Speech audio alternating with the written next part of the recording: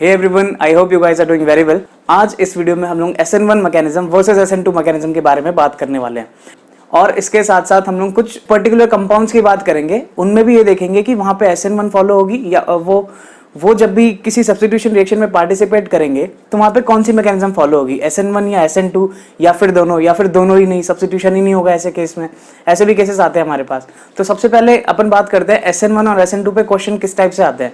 अगर मैं किसी भी प्रीवियस ईयर पेपर को उठा के देख लूँ ना, तो दो तरह के क्वेश्चन अपने को जनरली SN1 और SN2 से देखने को मिलते हैं।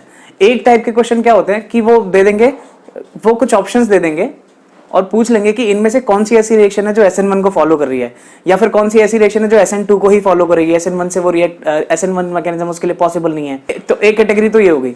जो दूसरी कैटेगरी होती है उसमें वो लोग क्वेश्चन में कुछ ऑप्शंस दे देते हैं, कुछ रिएक्शंस दे देते हैं और वो उसमें पूछते हैं कि कौन सी रिएक्शन सबसे फास्ट प्रोसीड होगी SN1 या SN2 को फॉलो करते हुए। एक सेकेंड।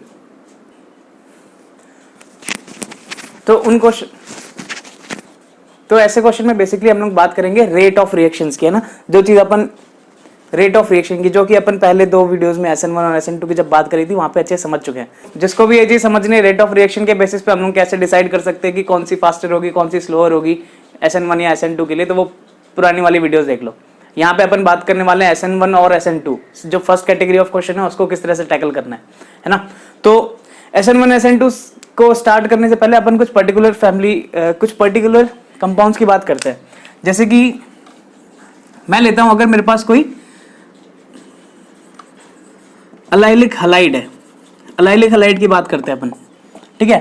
अलाइलिक हलाइड क्या होता है? अच्छा, अलाइलिक पोजीशन क्या होती है? जैसे कोई भी मेरे पास डबल बॉन्ड है, पाई बॉन्ड है, पाई बॉन्ड का जो नेक्स्ट कार्बन होता है, जैसे ये CH2CH और ये CH2, इस कार्बन को अपन अलाइलिक कार्बन बोलते हैं। और इस कार्बन पे अगर मैं कोई लिविंग ग्रुप लगा दूं, जैसे कि जो कि हमारे हेलोजन में से ब्रोमीन लगा दिया मैंने, अच्छा लिविंग ग्रुप होता है ना। तो ये क्या हो गया? अलाइलिक हेलोजन हो गया, कि अलाइलिक कार्बन पे एक हेलोजन अटैच्ड है, अलाइलिक हलाइड। ये ऐसे कंपाउंड होंगे, इस फैमिली के कंपाउंड होंगे हमारे अलाइलिक हलाइड, ठीक है। तो ऐसे जितने भी हमारे सारे कंपाउंड होंगे हम लोग उनकी बात कर रहे हैं यहाँ पे, ठीक है। तो ये तो बात होगी क्या होता है हमारे अलाइलिक हलाइड। अब बात करते हैं SN1 वर्सेस SN2 कि ये SN1 ही देगा, SN1 वाली मैकेनिज्म ही फॉलो करेगा, कभी सब्स्टिट्यूशन हो रही है, या फिर SN2 वाली मैकेनिज्म फॉलो करेगा। तो इस चीज को समझने के लिए दोनों रिएक्शन मैकेनिज्म की चीजों को भी अपने को रिकॉल करना पड़ेगा, है ना। SN1 रिएक्शन में क्या हो रहा था? पहले कार्बोकेटाइन बनना था फर्स्ट स्टेप में। तो मतलब कोई भी ऐसा मॉलिक्यूल या फिर कंपाउंड जिसके फर्स्ट स्टेप में बनने वाला कार्बोकेटाइन अगर स्टेबल फॉर्म हो रहा है, तो हम ये सीधा सीधा कह सकते हैं कि वो SN1 रिएक्शन में पार्टिसिपेट करेगा, ठीक है। तो ये चीज यहाँ पे चेक करके देखते हैं। तो जैसे यहाँ पे क्या है, लिविंग ग्रुप है मेरा, ये ब्रोमीन है। अगर मैं इस लिविंग ग्रुप को ब्रेक करके हटा दूं, यहां से क्या जनरेट होगा मेरा? Carbocation CH2 double bond CH, CH2 positive, ये जनरेट हुआ मेरा कार्बोकेटाइन। क्या ये कार्बोकेटाइन स्टेबल है? हाँ, बिल्कुल स्टेबल है। क्यों? क्योंकि इसके पास पाई बॉन्ड का यहां से कॉन्जुगेशन मिल रहा है, and by this conjugation this carbocation gets stability. तो अगर ये कार्बोकेटाइन स्टेबल फॉर्म हो रहा है तो हम सीधी सी सिंपल सी बात है, हम कह सकते हैं कि SN1 मैकेनिज्म को अच्छे से, SN1 मैकेनिज्म इसमें अच्छे से फिजिबल होगा। बहुत सारी ऐसी रिएक्शन होंगी जहां पे हमें SN1 मैकेनिज्म देखने को मिलेगी अगर हम किसी अलाइलिक हलाइड की बात करें तो। ये फर्स्ट था हमारा। अब दूसरी बात इसके साथ क्या आती है? अलाइलिक पोजीशन में क्या SN2 पॉसिबल है? मतलब फर्स्ट चेक क्या था? SN1 चेक किया अपन ने, SN1 चेक पॉसिबल है। क्या SN2 पॉसिबल है? तो दूसरे पॉइंट पे बात करते हैं अपन SN2 मैकेनिज्म की अलाइलिक हलाइड के लिए। SN2 मैकेनिज्म एक बार रिकॉल करते हैं। SN2 मैकेनिज्म में क्या हो रहा था? सिंगल स्टेप मैकेनिज्म थी। न्यूक्लियोफाइल का अटैक हो रहा था बैक साइड से उस कार्बन पे जो कि इलेक्ट्रोफिलिक कार्बन है, ठीक। जैसे ये इलेक्ट्रोफिलिक कार्बन है इस केस में, तो इसके बैक साइड से अटैक होगा, ब्रोमीन यहां से निकल जाएगा, सब्स्टिट्यूट हो जाएगा, सिंपल सा, है ना। अब ऐसे केसेस में हमें, अब SN2 में क्या दिक्कत आ रही थी हमें? रेट ऑफ रिएक्शन पे अपन, या अगर रेट ऑफ रिएक्शन की बात करें तो क्या हो रहा था कि इस कार्बन जो कि इलेक्ट्रोफिलिक कार्बन है उस पे प्रेजेंट ग्रुप जितने ज्यादा बल्कियर होंगे वो उस अटैक को उतना ही अपोज करेंगे, है ना, हिंडर करेंगे। तो वो अटैक उतना फिजिबल नहीं हो पाएगा, SN2 मैकेनिज्म उतनी ज्यादा हो नहीं पाएगी। तो उसी फैक्टर को अगर अपन अलाइलिक हलाइड में देखें तो क्या होगा? यहाँ पे जो अलाइलिक हलाइड है ना, ये पार्ट है, ये उतना ज्यादा हिंड्रेंस प्रोवाइड नहीं कर रहा। इसका मतलब जो भी न्यूक्लियोफाइल है वो आके इजीली यहाँ पे अटैक कर सकता है और यहाँ से ब्रोमीन को निकाल सकता है। सपोज मैंने यहाँ पे OH माइनस लिया था तो, ठीक है, और यहाँ से इजीली हमारा दूसरा प्रोडक्ट बन जाएगा CH2OH, CH double bond CH2। इसका मतलब ये तो SN2 भी फॉलो कर सकती है, हाँ बिल्कुल हो सकता है। तो अलाइलिक हलाइड जो हमारी फैमिली ऑफ कंपाउंड्स होंगे कैसे, SN1 as well as SN2 दोनों रिएक्शन दे सकते हैं, दोनों टाइप की मैकेनिज्म को फॉलो कर सकते हैं। सेकेंड फैमिली की बात करें तो अपन बात कर रहे हैं यहाँ पे बेंजाइलिक हलाइड की। बेंजाइलिक पोजीशन क्या होती है, जैसे मेरी बेंजीन रिंग है, बेंजीन रिंग से कनेक्टेड, बेंजीन रिंग से कनेक्टेड कोई भी अगर कार्बन है तो इस कार्बन के पोजीशन को क्या बोलते हैं अपन, बेंजाइलिक पोजीशन, है ना। मतलब इस पोजीशन पे अगर मेरा कोई हैलाइड लगा है तो इनकी रिएक्शंस क्या ये कौन सी फॉलो कर सकती हैं, SN1 मैकेनिज्म फॉलो कर सकती हैं या SN2 कर सकती हैं या दोनों को कर सकती हैं या दोनों को ही नहीं कर सकती, ये बात समझने की कोशिश करते हैं यहाँ पे। वही बात आ जाती है, दो फैक्टर देखने अपने को। पहला केस ये देखना है कि जो भी मेरा इलेक्ट्रोफिलिक कार्बन है उस पर पॉजिटिव चार्ज कितना ज्यादा स्टेबल है। अगर वो स्टेबल बन रहा है इसका मतलब SN1 तो वहां पे होनी ही होनी है। और दूसरी बात, इस कार्बन पे प्रेजेंट ग्रुप्स का हिंड्रेंस कि वो कितना प्रोवाइड कर रहे हैं। अगर वो बहुत ज्यादा हिंड्रेंस प्रोवाइड कर रहे हैं इसका मतलब वो SN2 रिएक्शन को फॉलो नहीं कर सकती। अगर वहां पे हिंड्रेंस कम है इसका मतलब SN2 रिएक्शन भी हंसते खेलते वहां पे हो सकती है। जैसे कि अपन इसमें बात करें, इस बॉन्ड को ब्रेक करके देखो, 4SN1 अगर मैं इस बॉन्ड को ब्रेक करता हूं तो यहां से क्या होगा, बेंजाइलिक कार्बोकैटायन फॉर्म होगा, CH2 पॉजिटिव और यहां से X माइनस निकल गया, ठीक है। अच्छा, फर्स्ट स्टेप ये होती है SN1 में अपन सिर्फ यही चेक कर रहे हैं कार्बोकैटायन कितना, कार्बोकैटायन फॉर्म हो सकता है नहीं हो सकता। अगर कार्बोकैटायन स्टेबल फॉर्म हो रहा है, हो सकता है किसी भी रिएक्शन में, तो इसका मतलब उस रिएक्शन में SN1 उस रिएक्टेंट के लिए SN1 रिएक्शन पॉसिबल होगी ही होगी। दूसरी बात करते हैं SN2 के लिए।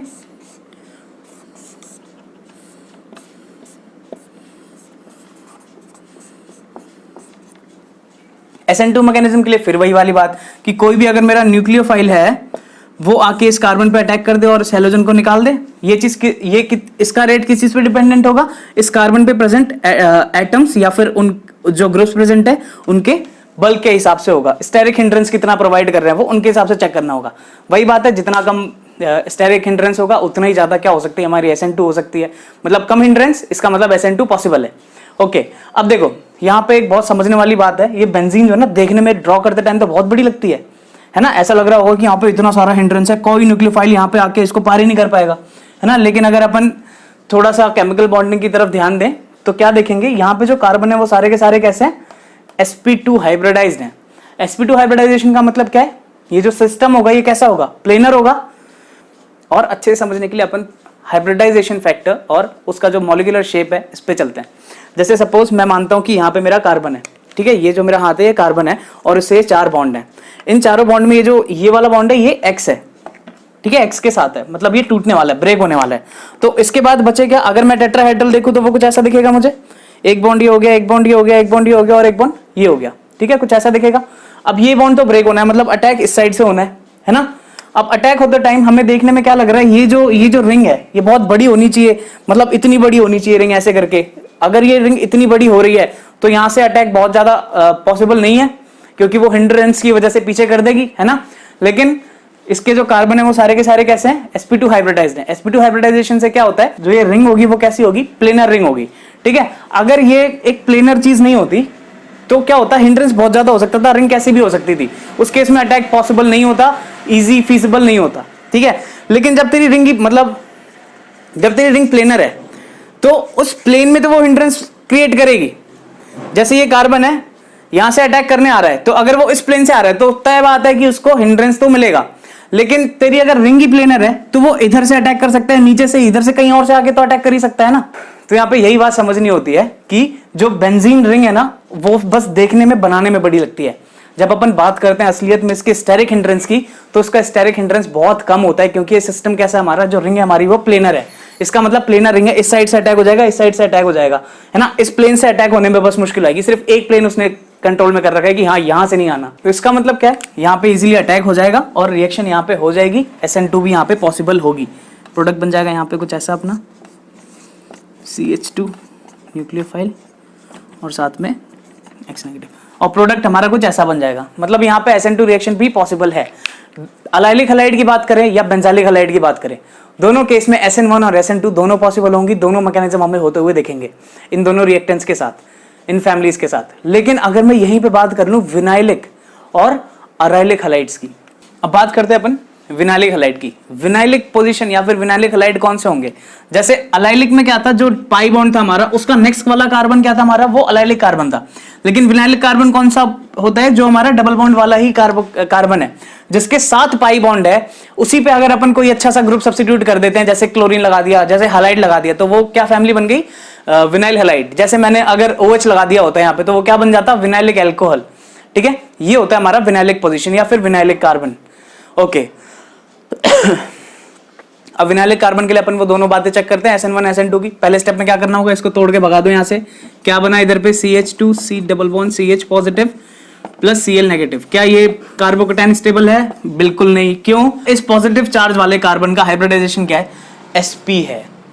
sp होने से क्या फर्क पड़ रहा है यहाँ पे, तो इसको कंपेयर करते हैं अपन नॉर्मल कार्बोकेटाइन। जैसे कार्बन है, उसके अगर 3 बॉन्ड है, सिग्मा बॉन्ड है और एक पॉजिटिव चार्ज है, और अपन कंपेयर कर रहे हैं इसको किसी sp हाइब्रिडाइज कार्बन से। ये दोनों है ना, हाइब्रिडाइजेशन का डिफरेंस है, ये sp है और ये sp2 है।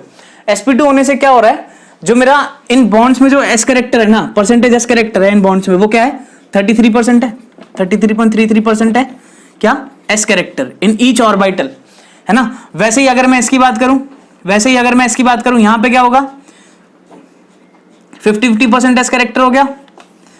अरे sp हाइब्रिडाइजेशन है ना यार, एक s ऑर्बिटल है और एक p ऑर्बिटल है, इन दोनों ने मिलके बना लिया sp ऑर्बिटल। और ये कैसी थी, एक s ऑर्बिटल थी, 2 p ऑर्बिटल थी, इन्होंने मिलके बनाई sp3 ऑर्बिटल। मतलब 100% s कैरेक्टर और 200% p character are divided into 3 orbitals, मतलब 33.33% क्या हो गया हमारा, s कैरेक्टर हो गया इनमें।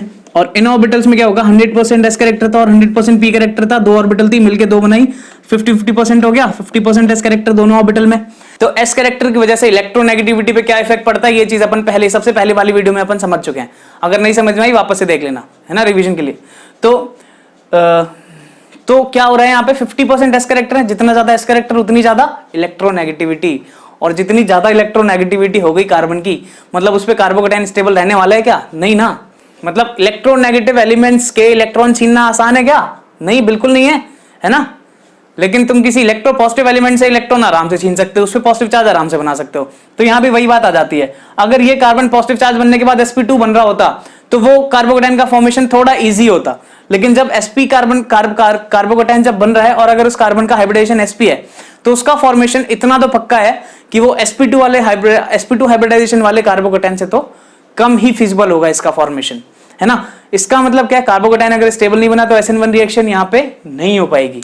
मतलब ये जो विनाइलिक हैलाइड है, ये SN1 रिएक्शन में SN1 रिएक्शन मैकेनिज्म को फॉलो नहीं कर सकता। अगर मैं यहीं पे SN2 की बात करूं ऐसे मॉलिक्यूल में, तो जैसे मैंने न्यूक्लियोफाइल लिया, न्यूक्लियोफाइल का इस कार्बन पे अटैक और यहाँ से क्लोरीन निकल गई, है ना। लेकिन एक देखने वाली बात है, ये जो कार्बन है इस पे क्या है, पहले से ही पाई बॉन्ड है। पाई बॉन्ड आने से क्या फर्क पड़ रहा है यहाँ पे, वो समझते हैं। CH2 CH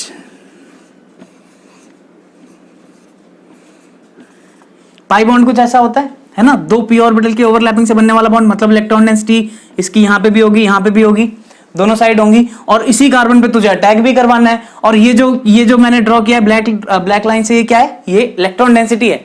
और जो न्यूक्लियोफाइल होगा, कोई भी न्यूक्लियोफाइल होगा, वो कैसा होगा, इलेक्ट्रॉन रिच होगा। इलेक्ट्रॉन रिच होगा तो क्या इस पे अटैक पॉसिबल होगा, उस कार्बन का, उस न्यूक्लियोफाइल का इस कार्बन पे अटैक पॉसिबल होगा क्या, नहीं ना। क्यों नहीं होगा, क्योंकि यहाँ पे जो इलेक्ट्रॉन डेंसिटी है, ये इस अप्रोचिंग न्यूक्लियोफाइल की इलेक्ट्रॉन डेंसिटी, जो अपनी इलेक्ट्रॉन डेंसिटी साथ लेके आ रहा है, इसको ठोकर मारने इस कार्बन पे, वो चीज पॉसिबल नहीं होने देगा। क्यों, क्योंकि ये जो पाई बॉन्ड की इलेक्ट्रॉन डेंसिटी है, वो उसको रिपेल करके भगा देगी।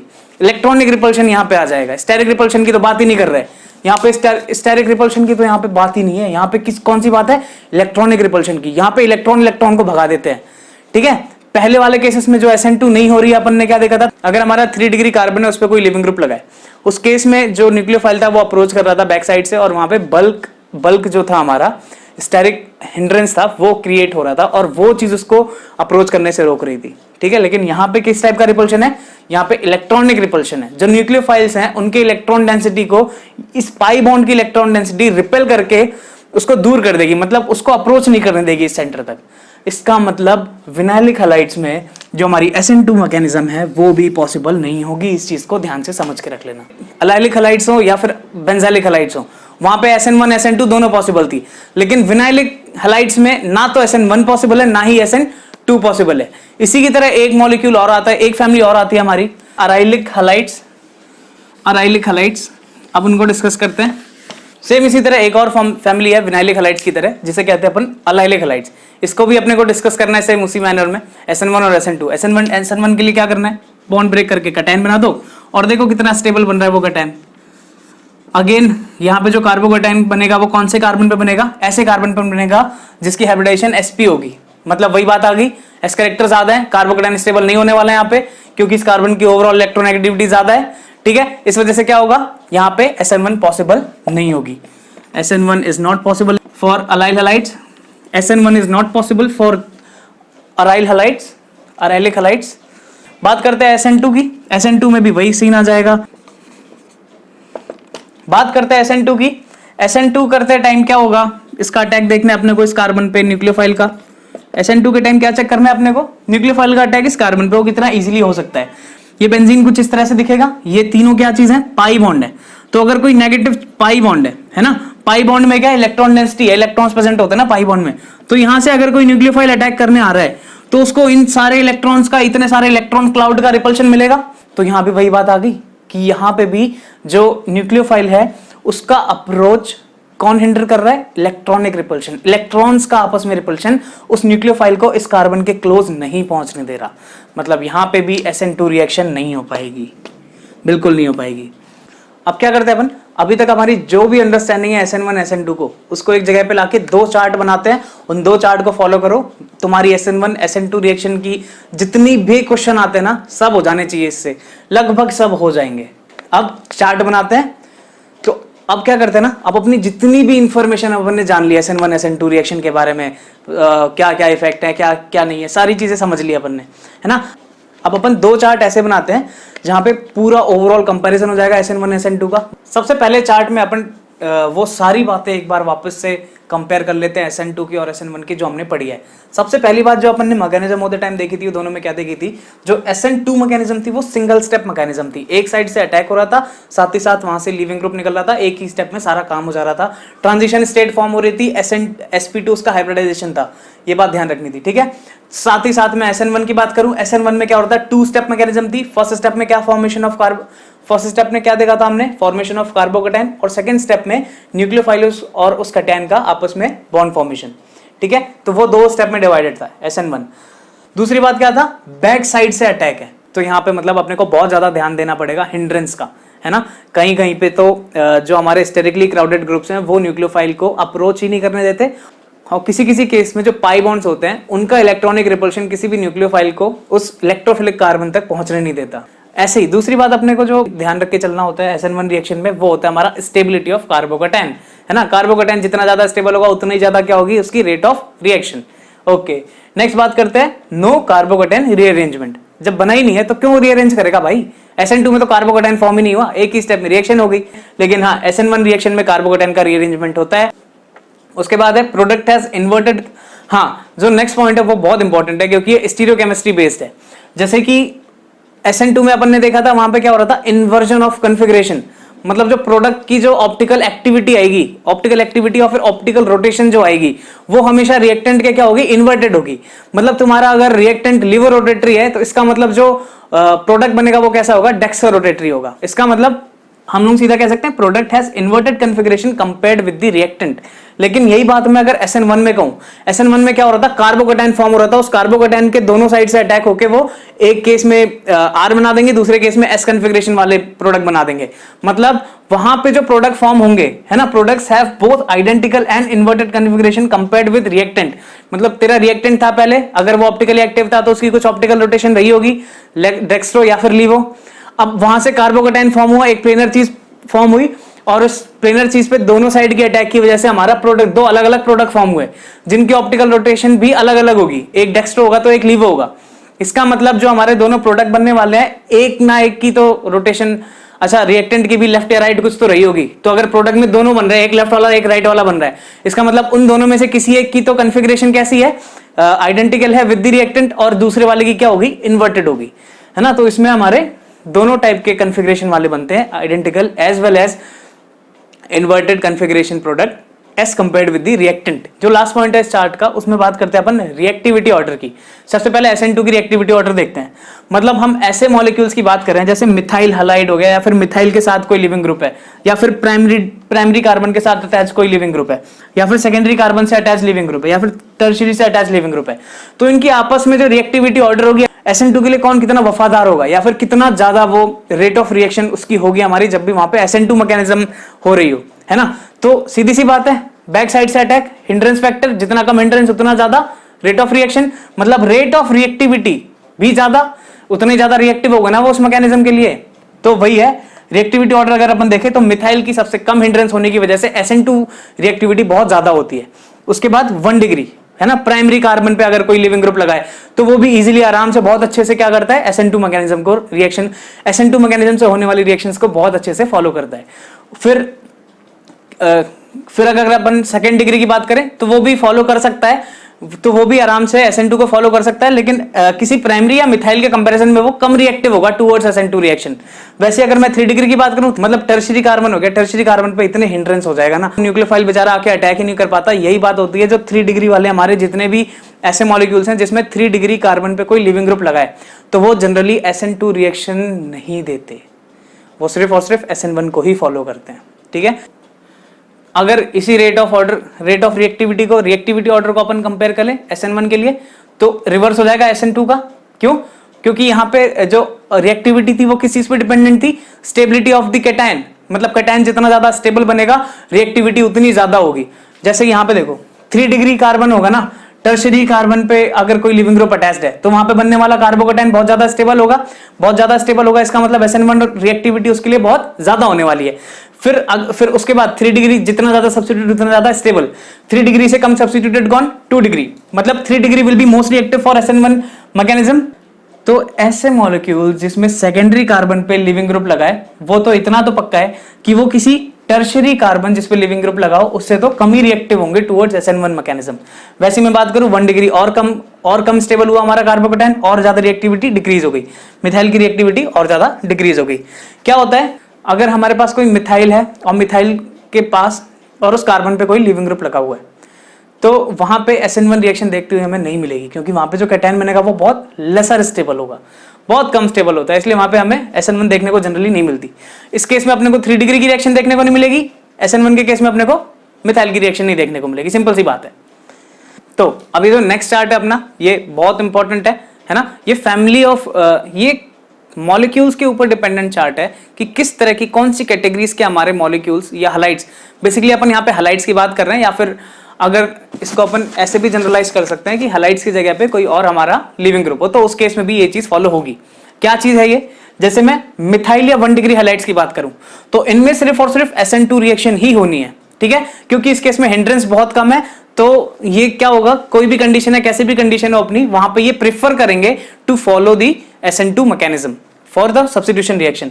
वैसे अगर मैं 2 डिग्री अल्काइल हैलाइड्स की बात करूं, 2 डिग्री अल्काइल हैलाइड्स में सबसे ज्यादा पंगा होने वाला है, क्योंकि ये दोनों की दोनों SN1 as well as SN2 दोनों रिएक्शन मैकेनिज्म को फॉलो कर सकता है ना, क्योंकि इस केस में कार्बोकैटायन भी स्टेबल बन जाता है और दूसरी बात क्या होती है, इसमें उतना ज्यादा हिंड्रेंस भी नहीं होता 2 डिग्री कार्बन पे।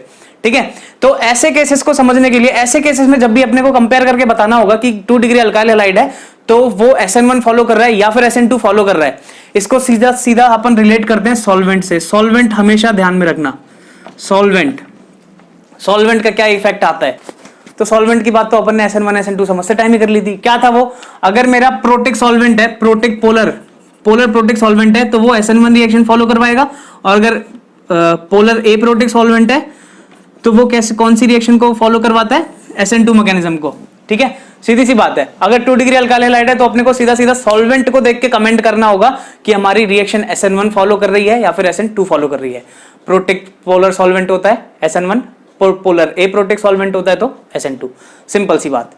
ठीक है, तीसरी बात की बात करें, 3 डिग्री अल्काइल हैलाइड्स, इतना ज्यादा बल्क होने की वजह से हमारा SN2 रिएक्शन नहीं हो सकती वहां पे, इसीलिए यहाँ पे कौन सी होगी, सिर्फ और सिर्फ SN1 रिएक्शन होगी फॉर 3 डिग्री अल्काइल हैलाइड्स, है ना। क्यों, क्योंकि वहां पे 3 डिग्री कार्बोकैटायन फॉर्म होगा और वो काफी ज्यादा स्टेबल होगा।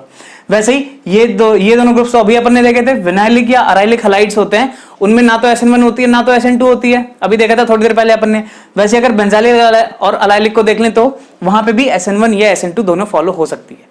ये जो अभी दो लास्ट में चार्ट है ना, इनको ध्यान में रख के तुम आराम से, है ना, थोड़ा सा दिमाग लगाना पड़ेगा, बाकी आराम से किसी भी SN1 SN2 के बेसिस पे जो भी क्वेश्चन आते हैं ना हमारे किसी भी कॉम्पिटिटिव एग्जाम में, नीट हो, मेंस हो, एडवांस हो, जैम हो, कोई भी एग्जाम हो, उसमें आने वाले क्वेश्चन ना इजीली टैकल कर सकते हो, इजीली आंसर कर सकते हो विदाउट मेकिंग एनी मिस्टेक। बस इन चीज़ों को ध्यान रख लो। सबसे पहले रिएक्टेंट देखना है, उसके बाद अपने को देखना है उसके बाद देखना है अपने को सॉल्वेंट और न्यूक्लियोफाइल।